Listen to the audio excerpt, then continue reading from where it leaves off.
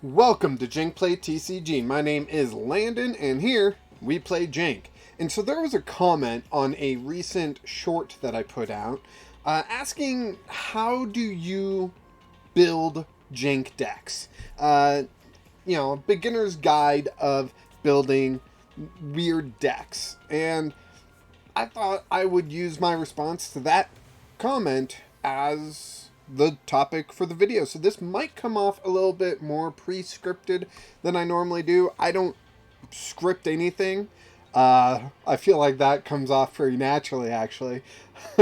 And so this one might flow a little differently. I don't know. I wrote this up really quickly one day, replying to this question. So I figured let's go through my reply, and I'm going to use this example. I tried to build an Ursaluna deck. It revolves around, let me pull it up here, Ursaluna V, which is not a very good Pokemon. It has 230 HP, which is high for a Pokemon V. It has the ability Hard Coat. This Pokemon takes 30 less damage from attacks, so really that 230 HP can actually be bumped up to like 260 there. And then it has a attack which does 220 damage, which is really good for a Pokemon V. It does cost 3 fighting energy, no colorless in that, which, you know, is a little bit of a bummer. But it also, to make it even worse, this attack does 10 less damage for each damage counter on this Pokemon. So I'm going to use this deck, which I can't get working. Maybe someone out there can actually take this deck and make it work. I'm planning on putting it in the list in the description so that people can get the list. I'm still going to be working on it myself. No idea if it will ever see the light of day, because as soon as Scarlet and Violet come out, who cares about Pokemon V? Let's play with those awesome Pokemon EX, right? So let's go ahead and get into my comment. It's a little weird, little meta, about how to build Jank decks. So here's your beginner's guide of building Jank decks. First, look for a Pokemon with an interesting attack. The rest of your deck is to support that Pokemon. And Ursaluna it has an interesting attack in the fact that it does so much damage, but it's less so about the attack, actually, more about that ability of preventing damage. And then to support this Pokemon, we need to be able to attack. It's not a stall deck. I don't really like stall decks. Even control decks are a little iffy for me. I usually like mixing in control with things, but I'm getting ahead of myself. Ursaluna V has an interesting attack in the fact that it does so much damage, more the interesting ability of preventing damage. So I really focused on that a little bit more.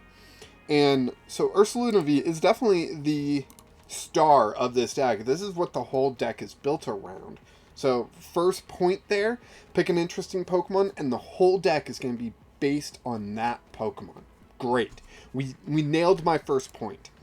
Second, look for what cards support that attacker. This can be cards that put extra energy on or make the damage number better. So while I don't have Pokemon that accelerate energy, I do have Pokemon that in like Radiant Gardevoir that prevents even more damage. So if Radiant Gardevoir is out, I'm taking 50 less damage from attacks, not just 30. So that's awesome with Radiant Gardevoir. And then I also have Togepi, Togetic, and Togekiss. Now, their abilities are all about healing, to remove damage counters. Because Ursaluna's attack gets worse the more damage is on it, we need to remove those damage counters. So Togepi, when you play that down from your hand, it heals 10 damage. Togekiss, I can't say it anymore. This one heals a little bit more damage, 30 damage, when you play it down to evolve your Togepi. And Togekiss when you play it down to evolve the previous Togekick, I can't say it. I said it earlier, I can't say it. It heals 90 damage, which is quite a bit of damage. So if you play all three, which is difficult to say the least, in a single turn, you heal 130 damage, which is not bad. That is a lot of damage. That is over half the health of Ursaluna V, so that's pretty awesome. And then, let's see. So those Pokemon do support the attacker. The second point was about cards as well, not just Pokemon. So let's go to the cards that also support it. Lake Acuity prevents 20 damage. So stacking on top of that with Ursaluna, the 30 plus the 20 from Radiant Gardevoir plus Lake Acuity, that is 70 damage that we are preventing from every attack, which is pretty big here. Doesn't look like I have any other. There we go. Stone Fighting Energy. Each Stone Fighting Energy attached to a fighting Pokemon will mean they take even less damage, 20 less damage there. So if I have all of those cards working at once, let's say I only have one Stone Fighting Energy on there, that's 90 less damage that one Ursaluna V is taking. So all those cards are supporting that. I also play Gutsy Pickaxe. Now, I don't play anything to manipulate Gutsy Pickaxe to try to guarantee it more, and I only play 4 basic energy. So Gutsy Pickaxe does not accelerate energy that often, but when it does, it's amazing. Sadly, it only accelerates to the bench, which is my biggest issue with Gutsy Pickaxe currently. I would love to get a card like B in there, but B, I don't know how you say that. Man, I am not pronouncing anything correctly. I'd love to get this card in there, but the discard worries me. I do like the fact that it can attach special energy, but only looking at the top 5 cards of your deck is not a lot when you only play 8 energy. So that just didn't really make a lot of sense to me. Let's see. Those are basically the... Oh, we got Emergency Jelly. That's one more that helps support Ursaluna.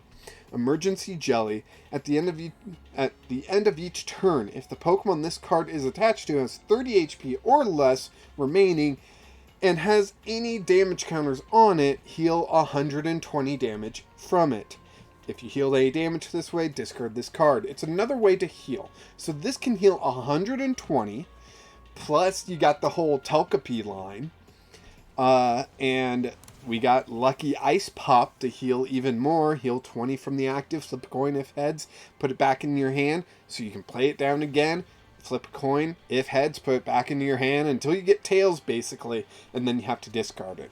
So we got ways to prevent damage, we've got ways to heal damage, and Ursaluna is pretty beefy itself. So we're setting up Ursaluna to survive and get that damage off. Let's go on to point 3.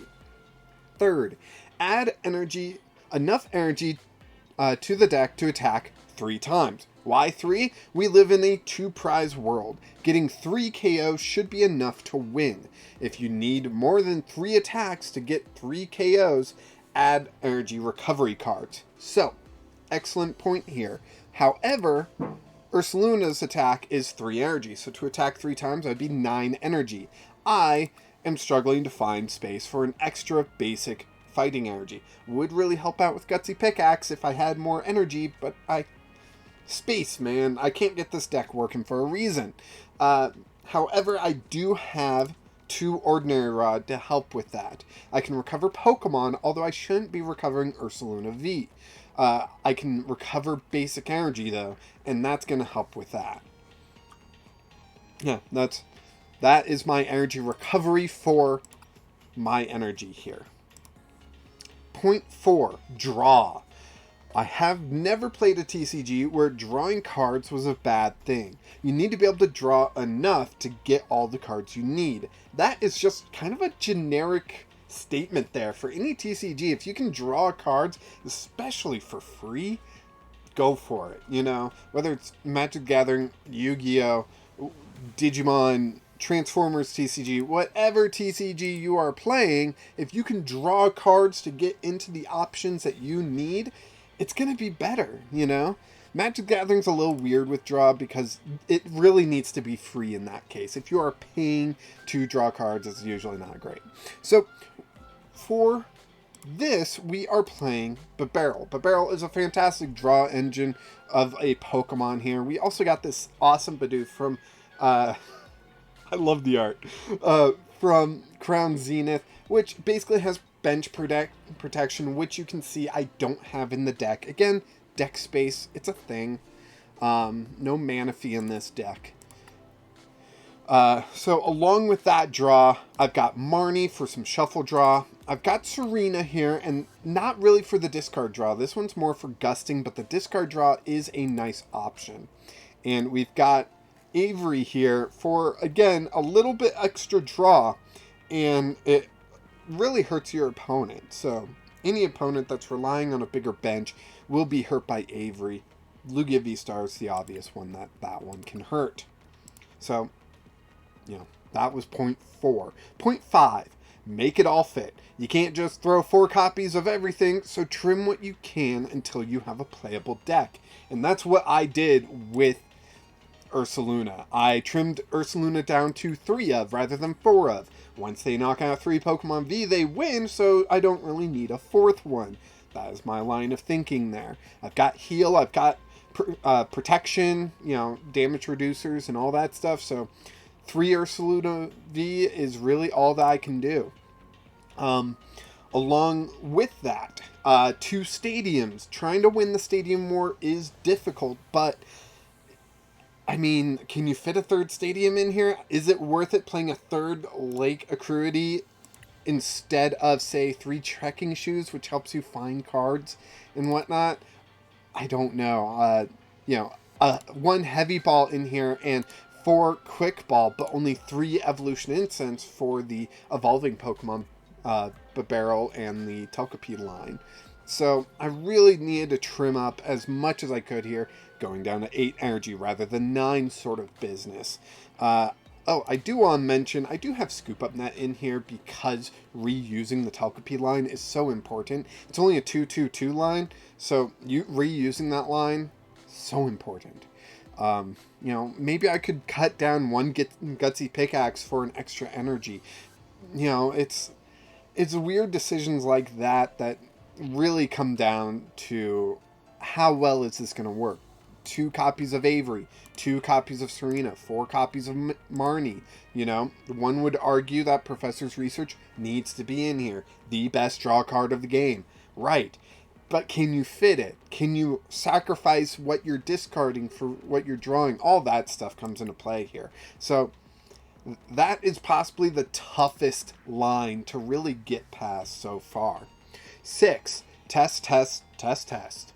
Every time you test, never judge it based on if you win or lose. Judge it based on if you were able to do what your deck is supposed to do. Were you able to get your Pokemon? Were you able to get them powered up? Was the attack having the desired effect, which could mean doing enough damage to get KOs in a timely manner or disrupting the opponent enough that they mess up?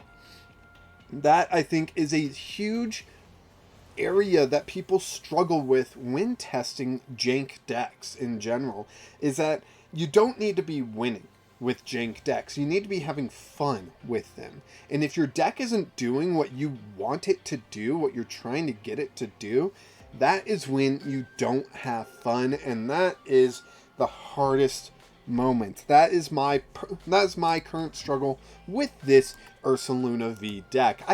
It sort of does what it needs to, but it's not doing it fast enough. It's not getting ready. It's not prepared for the onslaught that comes out turn 2, hitting 220 damage, and you're just Ursaluna V. Maybe you've got 1, maybe you've got 2 energy on there, but you're only resisting 50 damage because you're only able to get Ursaluna and Radiant Gardevoir out. Or, you know, one of the other resisting cards. So 220 damage, even if you're resisting 50, becomes 170. There we go. I almost said 180. 170 damage. That's a lot on Ursaluna V. Trying to heal that much damage is really difficult. You don't want to be that low. Of course, you run into situations where, sure, you have the emergency jelly on an Ursaluna, but they knock you down to 50 HP, not 30 HP, so it doesn't trigger. So you gotta heal up and hopefully survive the next hit, or at least heal up enough where when you get hit, emergency jelly then kicks on and heals you quite a bit, and then you continually heal with the other things. So, you know, that was my last, like, numbered point. Then I just went on. Keep tweaking until you get it right. It takes a long time. Understanding basic concepts of probability helps too. If you have 8 basic Pokemon in your deck, you are less likely to mulligan than if you have 7, as an example. If you play 10 energy in your deck and you have 2 on a Pokemon and 1 in your discard, what are your chances you will draw 1 energy with a professor's research? You can play cards to remove...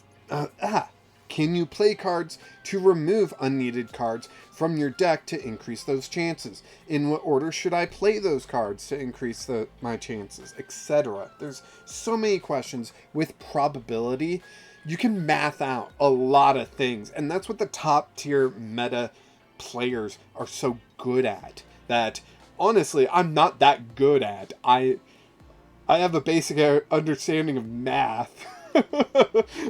But I like playing weird stuff, and with weird stuff comes weird counts of certain things of, okay, are you willing to sacrifice a little bit of consistency for this extra little spice, you know? And often I am, not many people are.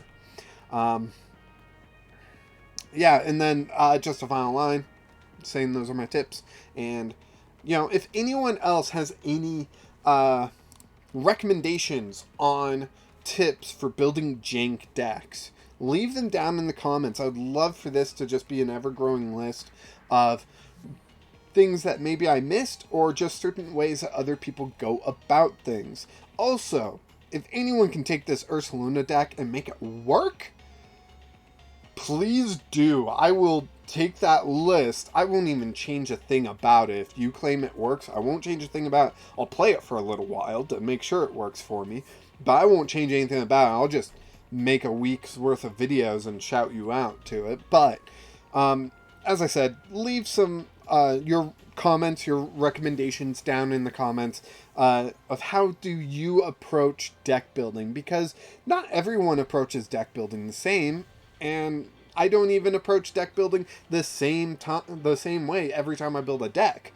So it's really just, what is the flavor that I'm after? So, you know, I just want to hear from other people. Anything that other people say about their deck building style, just absorb that information and maybe use it again later, because it might be more beneficial to you at a later point. So anyways, I hope you enjoyed this look at my deck building strategy, the way that I kind of look at jank deck building.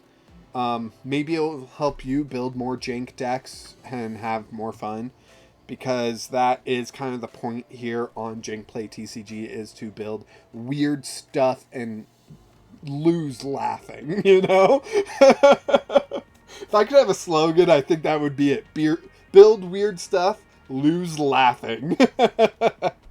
So anyways, thank you so much for watching. Please like this video, subscribe to the channel if you enjoy what I do here.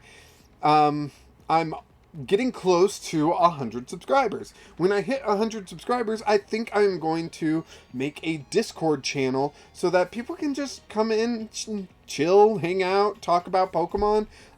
If I get into other TCGs, we can talk about those too, but mostly just talk about Pokemon and talk about jank decks that people are building. Yeah, so that sounds great. So subscribe so that we get closer to 100. And of course, until next time, keep playing jank.